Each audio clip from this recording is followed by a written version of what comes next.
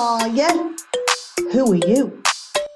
Hello and welcome to the Who Are You podcast with me, Deborah Bamford from Progressive Heads Global Limited. If you've often questioned who you are, and I suspect you will have at some point, or you will do in the future, then join me to explore who you are from a number of different perspectives.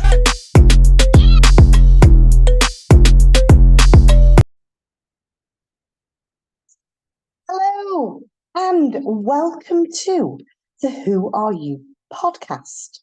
Now, the last two podcasts have been based on something called meta programs.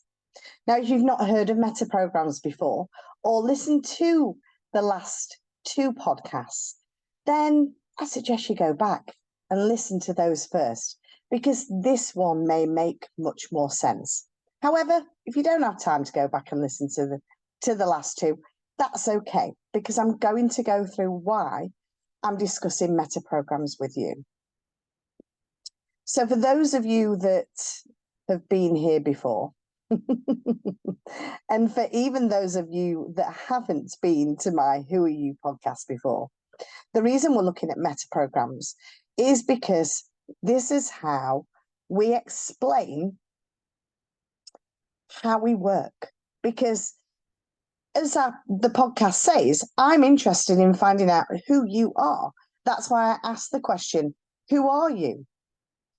So every single second, we get between 2 million and 11 million bits of information coming in through our five senses. Now, it does say external event there. An external event can be literally a second of looking forwards, or a second of sleeping, or a second of brushing your teeth. Those events aren't like massive events like 9/11 or something. This is whatever's happening from moment to moment. So I know that those of you that have been listening to my podcast before will be thinking, oh, Debs, we have heard you tell us this loads already. And I'm here to say to you, good. Well, this is another time that you're going to listen to it, because the more times you hear it, the more you will embed the information and the more you'll begin to understand who you are. So because we've got between 2 million and 11 million bits of information coming in per second, if we had all of that information and we took it all in and all that information was left there, we would feel way more overwhelmed than some people talk about being overwhelmed.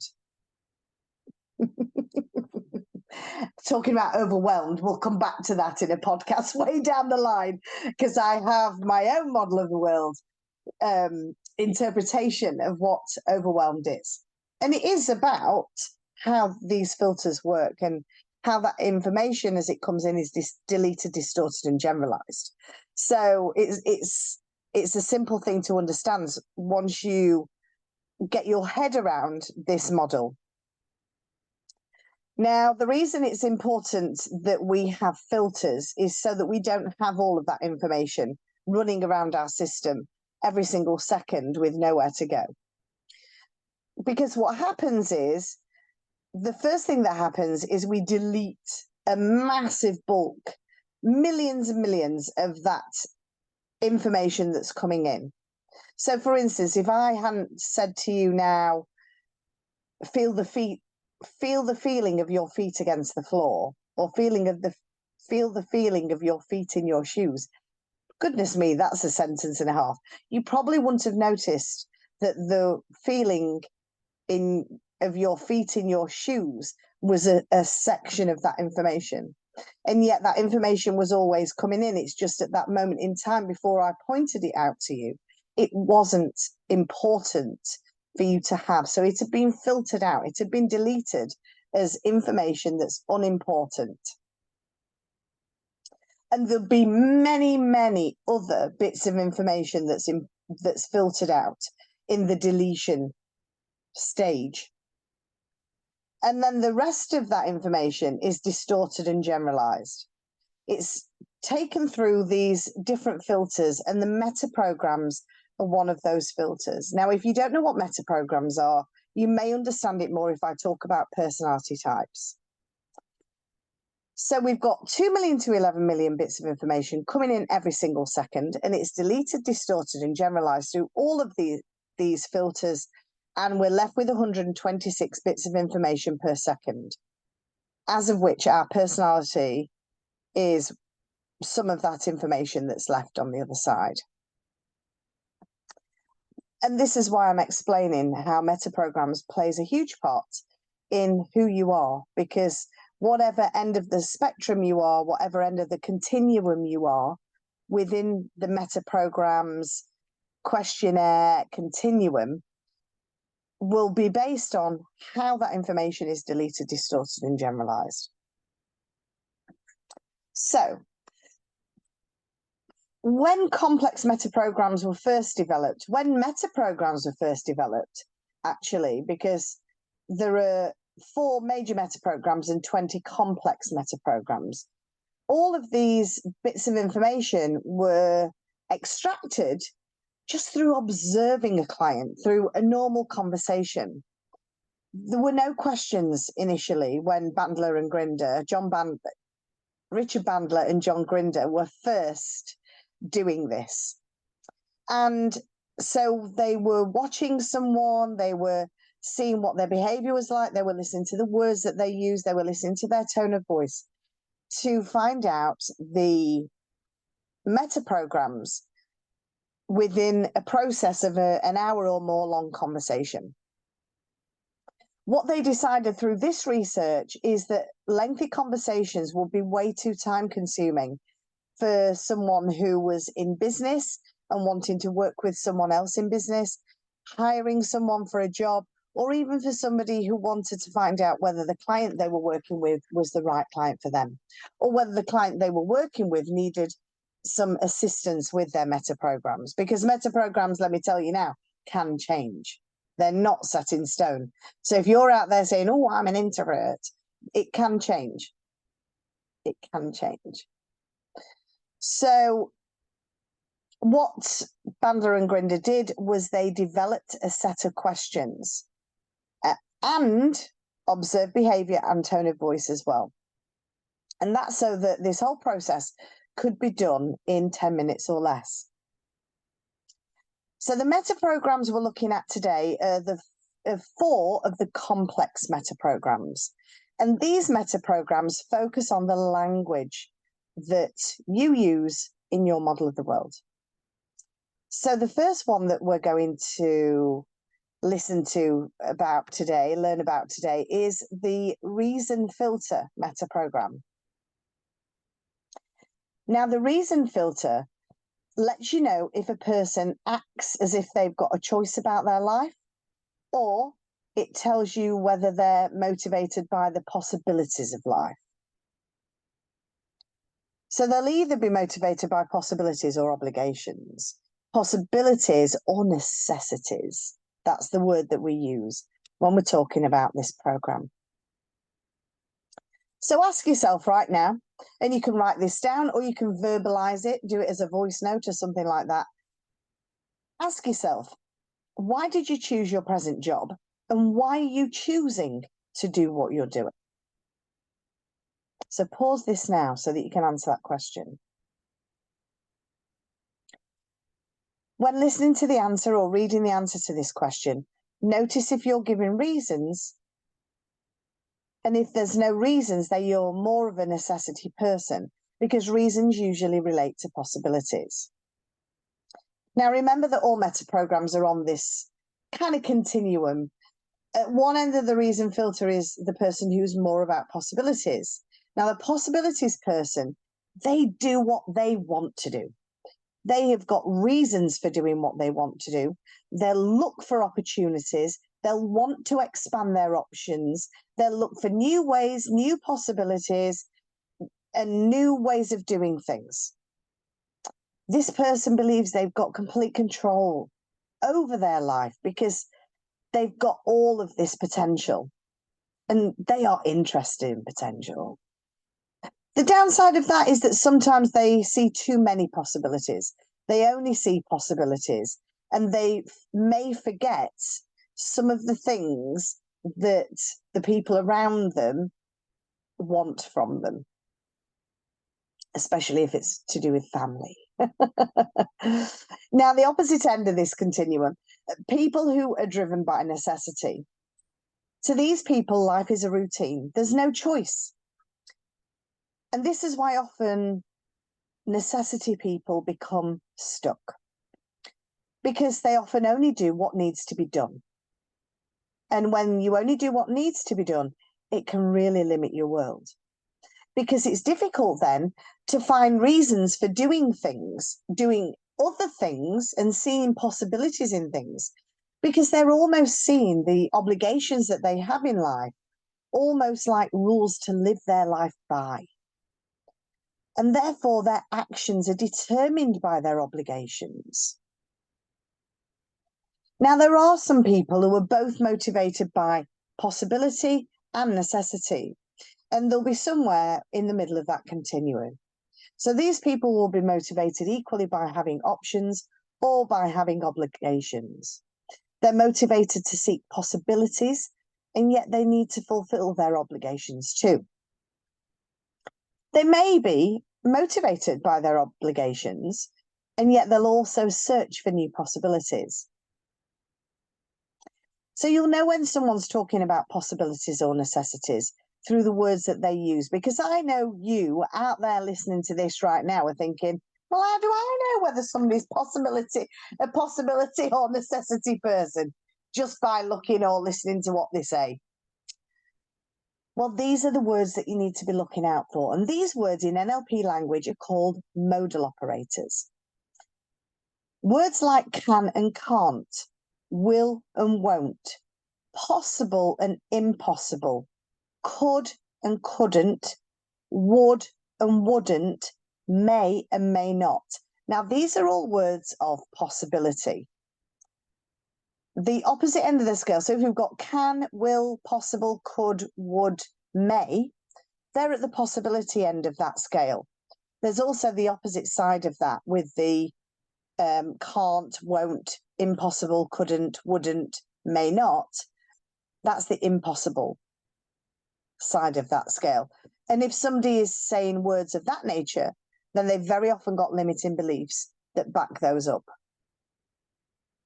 Or you'll hear words like must, must not, should, shouldn't, have to, don't have to, got to, don't got to.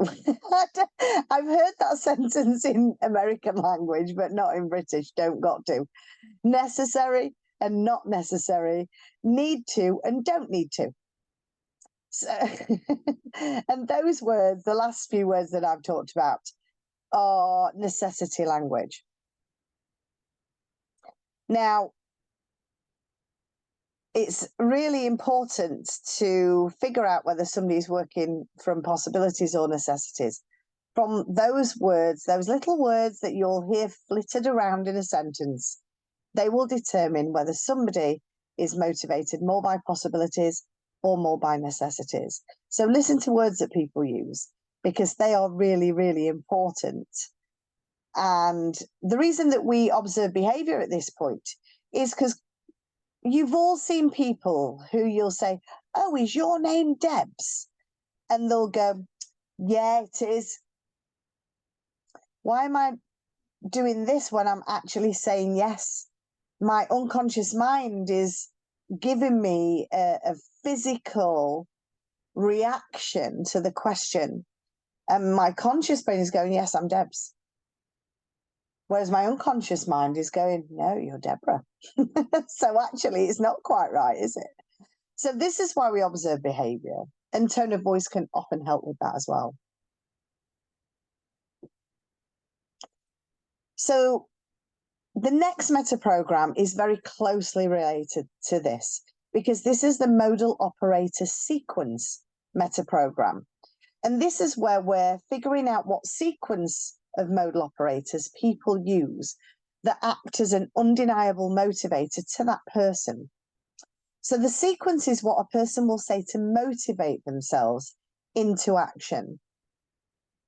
So once you've found out what their sequence is, then you'll want to repeat it and see if they really do act upon those series of words that you've figured out that maybe they're modal operator sequence.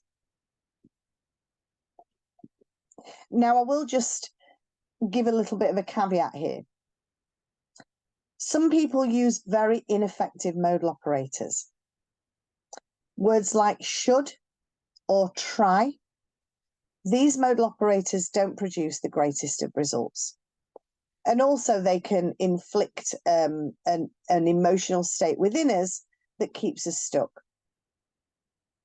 or guilt trips us. So should, for instance, is a guilt trip word. If you hear somebody say, oh, you should do that, or you should have done that, they're guilt tripping you into whatever they want you to do.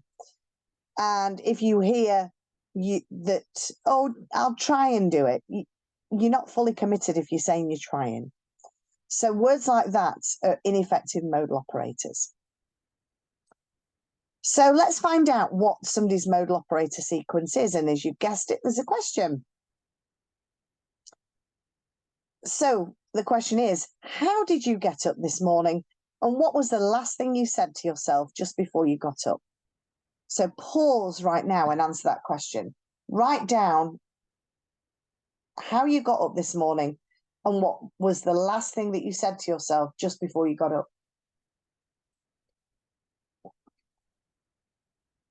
So, what did you come out with? So listen to the words that I use within a sentence here. So this morning, I woke up naturally. And as I opened my eyes, I thought, oh, it's light. I wonder what time it is. Now, wondering is a bit of a possibility word. You're wondering what time it is. So I wondered what time it was. So I looked at my watch and I went, oh, God, it's 8 a.m. I was really hoping for another hour this morning. I suppose I'll have to get up. Have to. That's a modal operator. Have to. A modal operator of necessity. So I decided that I had to get up. And then actually, if I got up now, then I might be able to get more done this morning. Ooh, I might be. That's a modal operator of possibility. So the start of the sequence is a modal operator of necessity with have to, and a modal operator of possibility with, ooh, I might get more things done this morning. Yeah, let's get up now. That'd be great. Swung my legs out of bed and I'm up. So those two things were my motivational sequence to get up. Come on, let's do this. That's what I say. Come on, let's do this. And again, it's tone of voice, isn't it?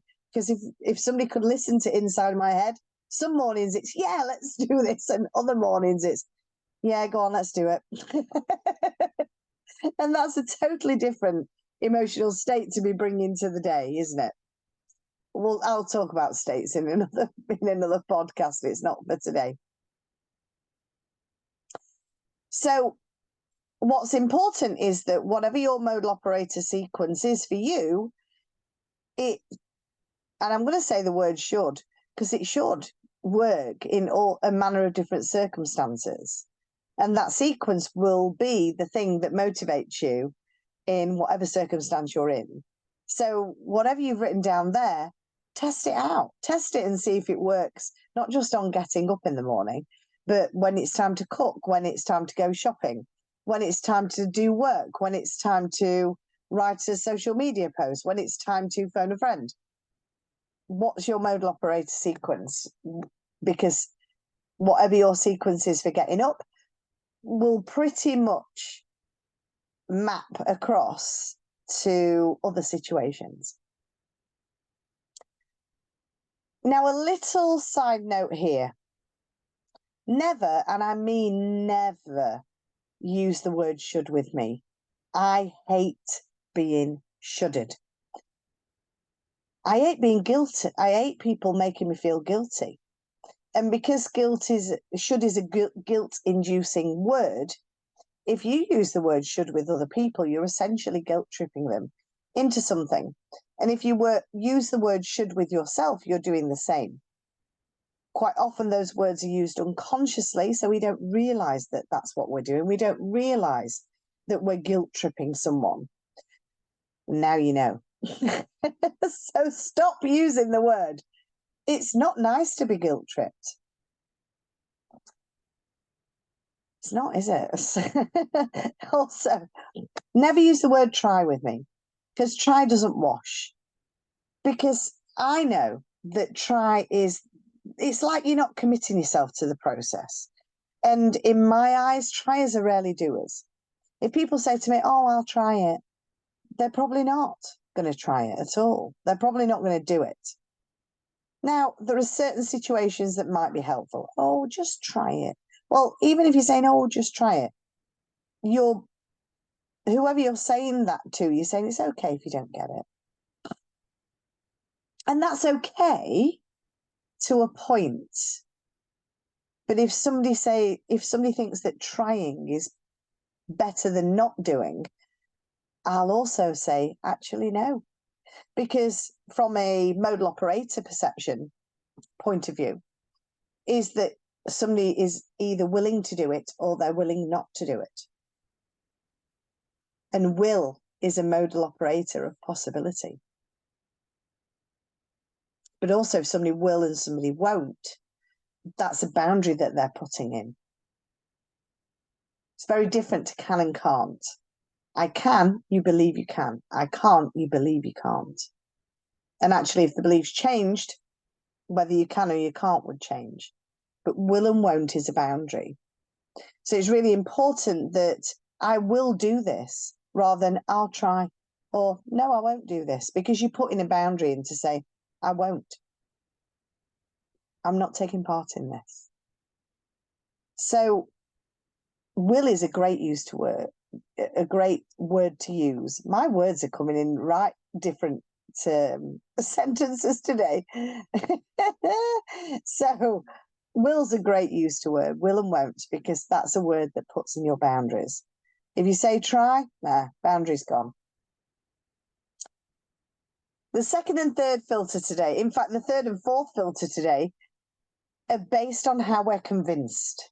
So the convincing filter is the filter that someone uses in becoming certain or confident in that something is true for them. And there's two parts for this. The first part is the convincing demonstration filter.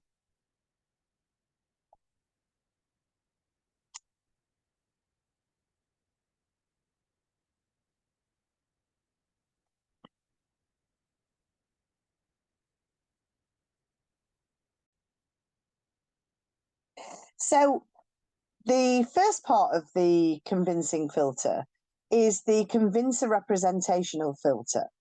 The second part is the convincing demonstration filter.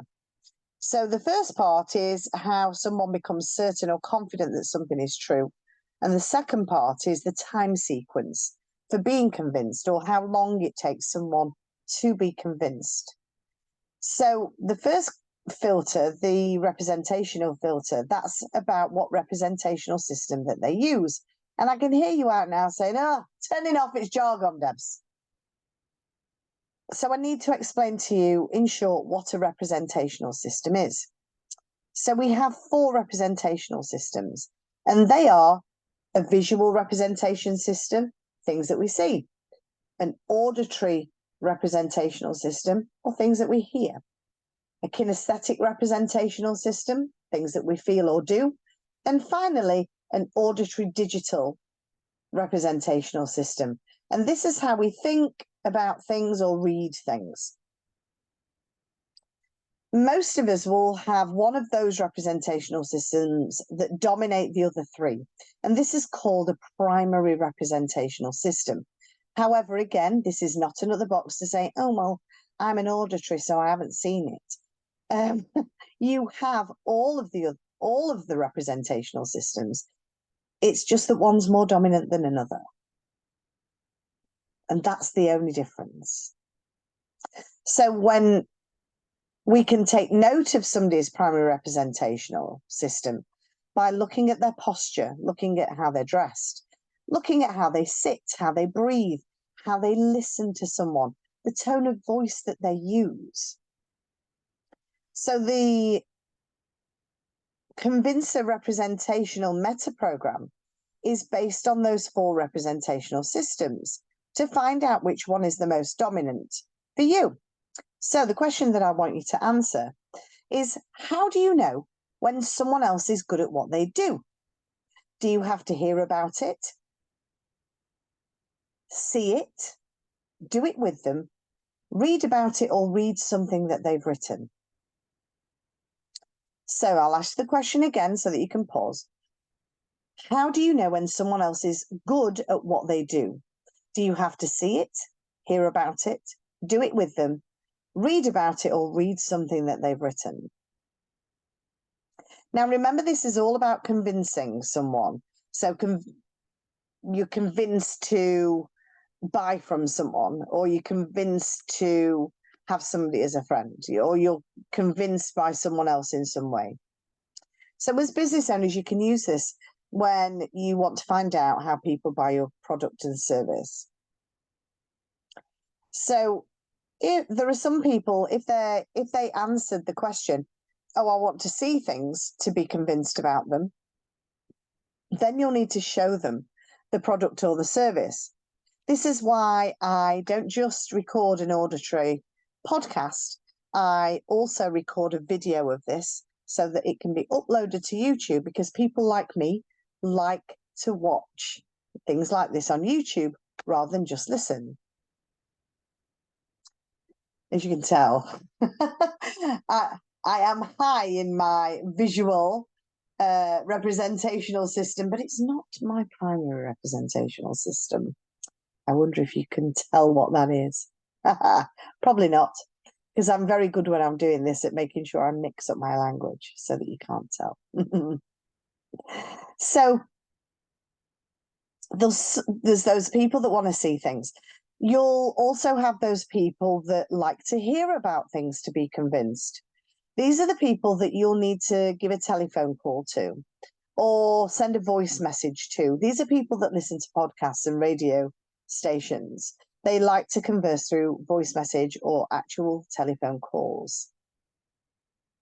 Then you've got those doers, those people that like to do things and have a good feeling about them. These are people that you'll need to give a hands-on experience with, whether it's a product or a service, before they want to buy.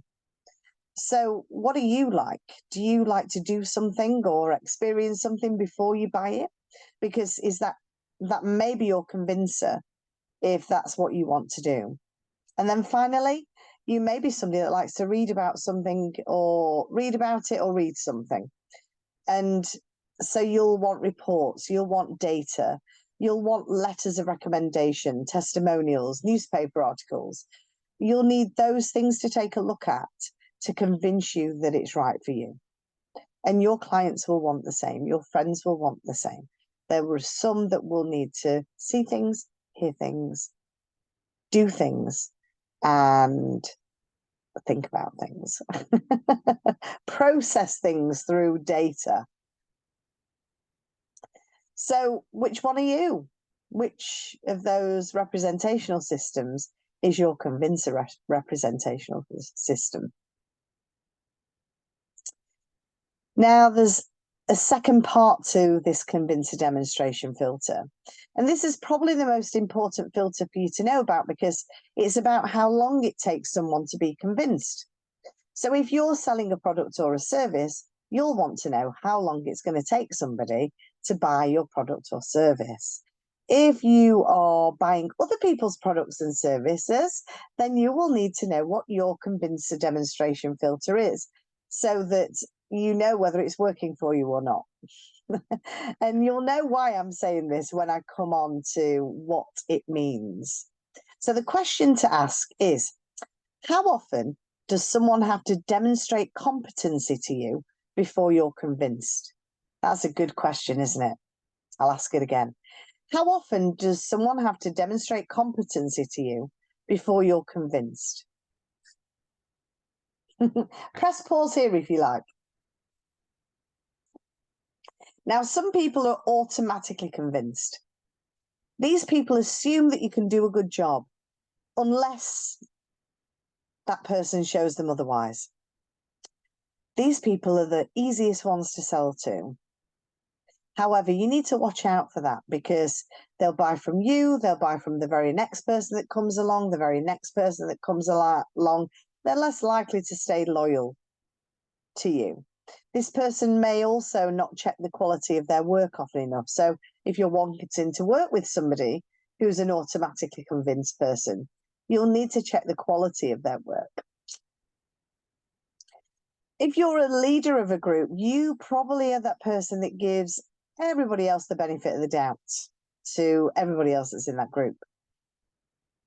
And yet, those automatically convinced people will also be the ones watching very closely to see if a mistake has been made, because they want to be convinced either way. And however they're convinced in that moment in time, it's automatic for them. There'll be some people who need to see, hear, read, or do it a number of times before they're convinced about something.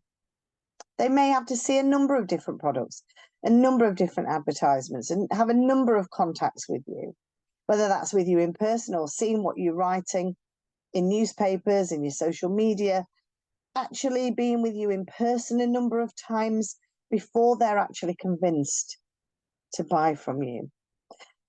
And what are you like with that? Is there a certain number of times that you want to see somebody before you'll buy from them? I'm not going to tell you what mine is, because I'll get loads of people counting how many contacts they've had with me, because mine is a number of times. The third one is that some people want to experience you and what you do over a period of time. And the period of time can be anything from days, weeks, months, to even years before they're actually convinced about you. These people that will need those 14 or 30-day money-back guarantees. There was a lady who I approached about joining my Progress Club. And it's a club, it's an accountability club, it's 20 quid a month, it's a great club. And it was before it had started. And I thought this person would be perfect in it. So I messaged them to ask if they wanted to be in Progress Club. And their response was, oh, I need to be in your world for at least a year before I buy from you. So that's the type of answer that person gives, that they're that type of person that needs that period of time to get to know you, to get to like you, to get to trust you before they'll want to buy from you. And if you're that person, then you know that you have got this length of time before you will do something.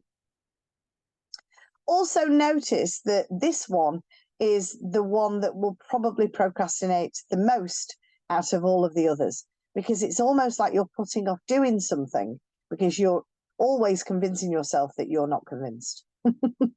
You're not convinced yet. So watch out for that as well. The fourth type is somebody who is always looking for consistency. This person never gives anybody the benefit of the doubt. They're almost never convinced. And for this person, if they do take you on as a staff member, as a friend, even within the family, for this person, you've got to prove yourself every single time. You could have done the most incredible job for that person, which they may have been really grateful for in that moment. And yet, if you make a mess of the next job, that's it for you. You're out of their circle. Do you know people like that? Are you like that? Is that working for you?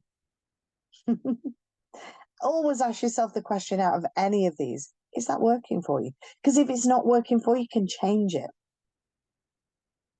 So when we put these two meta programs together, the convincer representational system with the convincer demonstration, if someone wants to hear about something to be convinced about it, and then they follow you to demonstrate that you're the right person over a period of time and be involved in your world, then these are people that, because they want to hear about something, these are people that you call a number of times.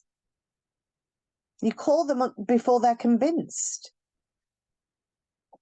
And there will be those people who may like to hear about things and they're automatic about their responses. Call them too, because they're probably the ones that will say yes straight away.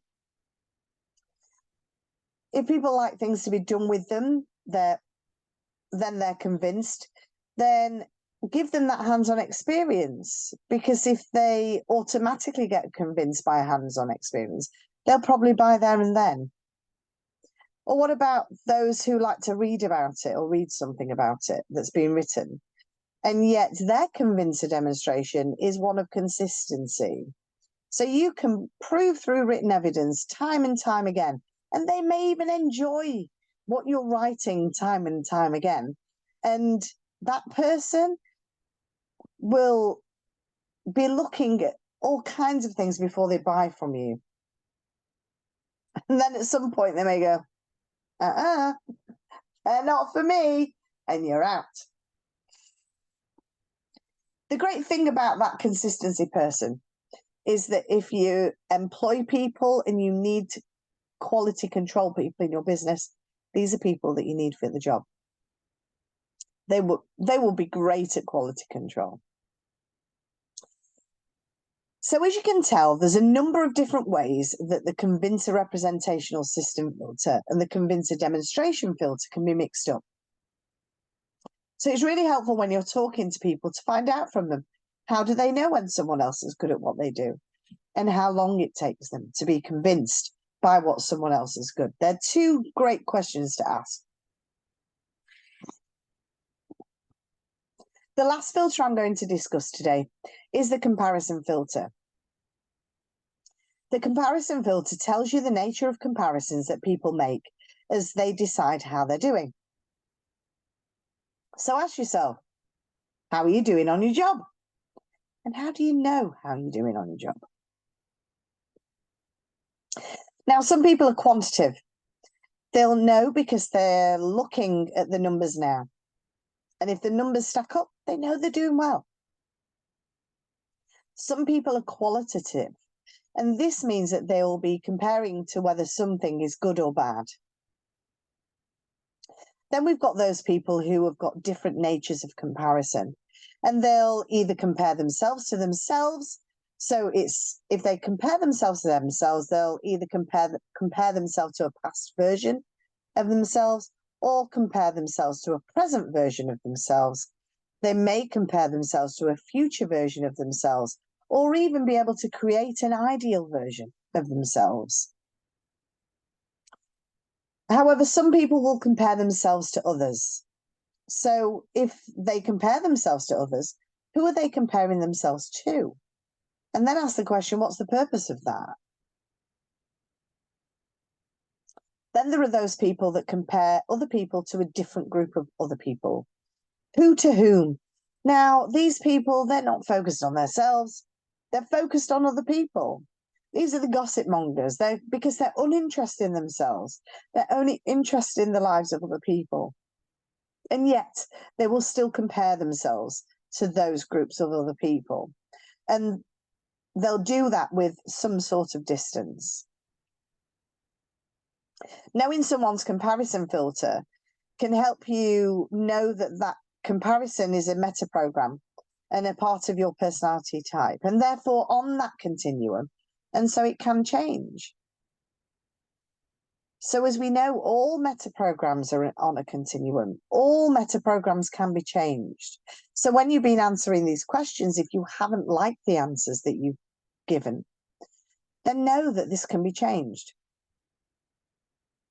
Learning about meta programs is one of the subjects on our Quantum Progress Master Practitioner NLP Plus program.